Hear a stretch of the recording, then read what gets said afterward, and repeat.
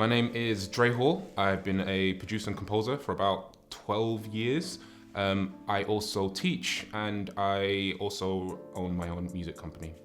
Community is, I would say, a collective of people that come together for a common purpose, I would say.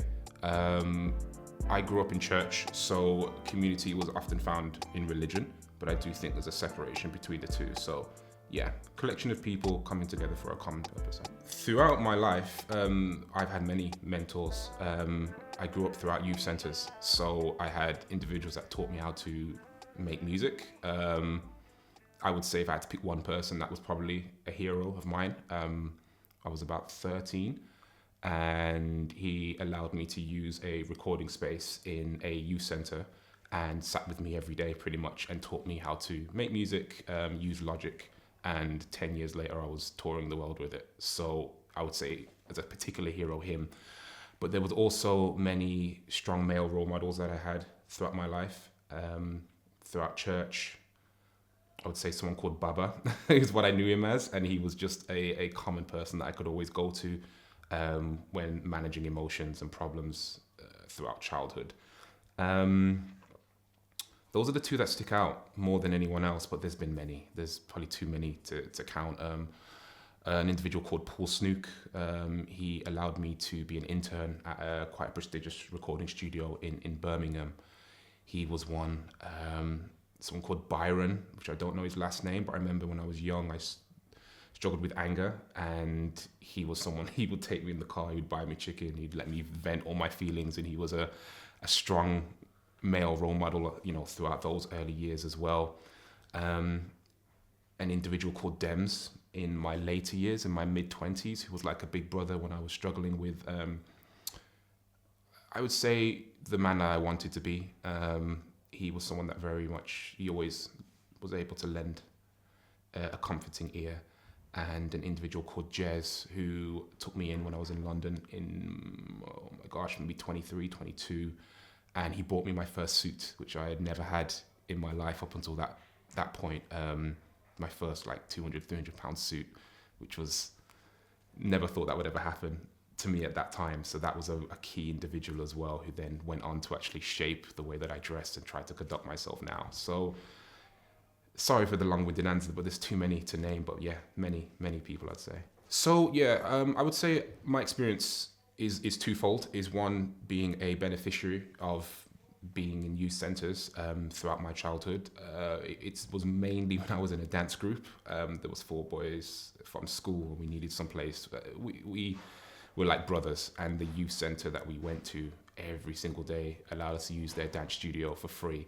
And that was, I can't imagine what we would have been doing had we not had that place just to use. And then we had lots of mentors and youth centres as well, youth workers, that, supported us throughout those early teenage years. And then jumping forward 10 years to now, I have been working in youth centres, prisons and YMCAs for about 5 years now. I teach at a school 3 days a week as well, doing music production. And I've delivered 28 albums with young people. 2 kids I've gotten distribution deals, and one has gone on to graduate in Brit School as well. And that all came from the nurturing that was given into me at a young age. So it is definitely something that I feel more strongly about than anything else, because I can't imagine where my life would be had I not had youth centres and those youth workers and those individuals to nurture me when I felt so lost as a kid. So I spend a large majority of my time trying to give back now through the same channels that nurtured me, really. Yeah, so my first introduction to Young Lewisham Project was as a freelance tutor, essentially. So we came in once in a while and worked with the kids, but there wasn't anything really long-term or structured. And for me, although I had worked with various companies and charities doing 6 weeks in and out, there was always a longing to do something more long-term again, because I knew the impact that it had on me. So Young Lewisham reached out to me. They asked me to spearhead their music program over the course of a year, and I was contemplating it at the time because I did feel like it would be maybe in conflict with some of the other work that I was doing, but after speaking with my girlfriend more so than anything, who I did not expect her to say to do it, because I'm doing so many other things, I took the job and decided to come in as a tutor pretty much 3 days a week. Through doing that, we have managed to have a long-term impact with the children, creating EPs with them, teaching them more advanced audio techniques, going into TV and film, things like that. We managed to have 2 of our children perform in the House of Commons recently as well, which was probably life-changing for them. And I would say the impact of that is feeling like they have some semblance of stability, is really understanding their needs as young people over the course of 6 months to a year rather than 4 to 6 weeks, and being able to nurture them not just through music but as young people who are struggling with identity crisis and cyberbullying and the parental problems. It gives you the ability to see them as people and not just a 6-week project. And I'd say that's probably the biggest benefit that I've had here, is just being able to have a bit more of a longer term impact in the young people's lives, and hopefully be one of the individuals that they remember later on in their years as someone that just helped steer them into the right path.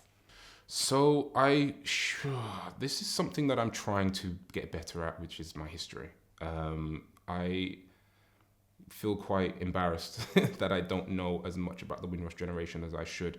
I know that they, if I'm not mistaken, they were probably my grandparents' generation, if not my great-grandparents' generation, and they were some of the first individuals to come over to the UK. So they faced the biggest barrier of integrating into British life and culture. I don't know any personal stories. I should do, but I do know that they paved the way for us to have a lot of equal rights, and to have a lot of the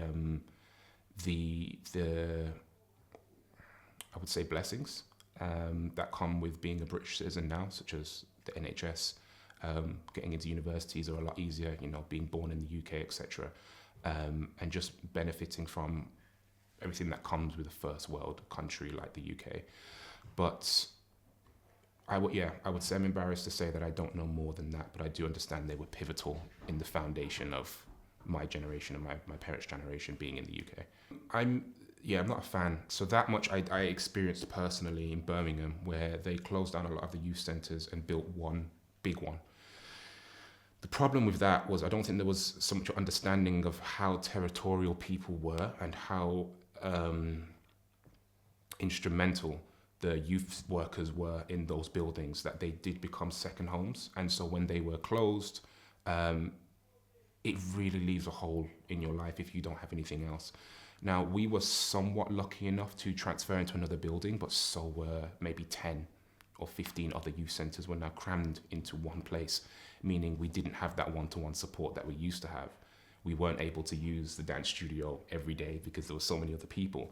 But more so than anything, individuals that were instrumental were no longer there because there was no funding for them to be employed, etc. But one of the biggest things, and I remember this very heavily, of there being a fight that broke out in this new youth centre, because for whatever reason, and someone's head being held together by a youth centre while he was bleeding on the street and they're waiting for the ambulance to come. I'm not sure if he had been knifed. I'm not sure what had happened, but I remember it was only down to individuals being together that should not have been together. And had they been in their own youth centres, that would never have happened. I have no idea what happened to that individual, but that image is etched in my mind of seeing his head being held together and blood running down his face, and just thinking, this was not a problem before. There was no issue like this. Everything was fine, and it was instrumental in our lives for sure. I understand that cuts need to happen, but I think the ramification of those cuts sometimes aren't really felt by everyone and not really seen how far down the chain it goes, and the ripples of those decisions, the impact that it has, on young people that need those things. It can't be understated. You won't understand until you see it for yourself on a day-to-day. So, if I was talking to a young person today, I would probably say and it might be very pessimistic, but that the what they're feeling, the level of loneliness and despair might be the right word, is probably what I would be feeling if I was in that situation as well. I don't have an answer. I would say to, it becomes cliche. It becomes, don't be on the streets, don't go to drugs, don't turn to these individuals. But then you have to, what's the alternative if they're living in an economy that, they can't afford to do anything else or buy anything else, and there's so many cuts happening that there aren't as many institutions that can house them. There also aren't the individuals that have the expertise that they used to have to really be able to have a change and impact in people's lives. And that's nothing against youth workers, but there are some individuals that I would say just understand the struggle a little bit more. And for example, I know I wouldn't have had the change in my life if I had been more so around female youth workers.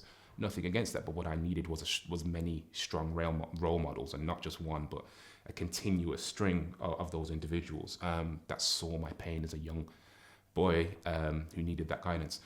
But I'm not really sure what to say. I would say that if someone is trying to help you, to maybe come with less skepticism, to give people a chance if they're trying to extend a hand out to you. But I can also understand why they wouldn't, because so many people have already let them down. I wish I had a better answer, but I would say that overall, that what they're feeling is probably, I think they have every right to feel the way that they do.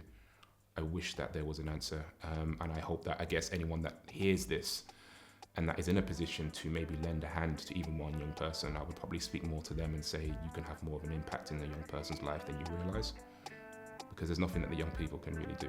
It's really up to us as the beneficiaries of a better system and a better time to be the change that we want to see.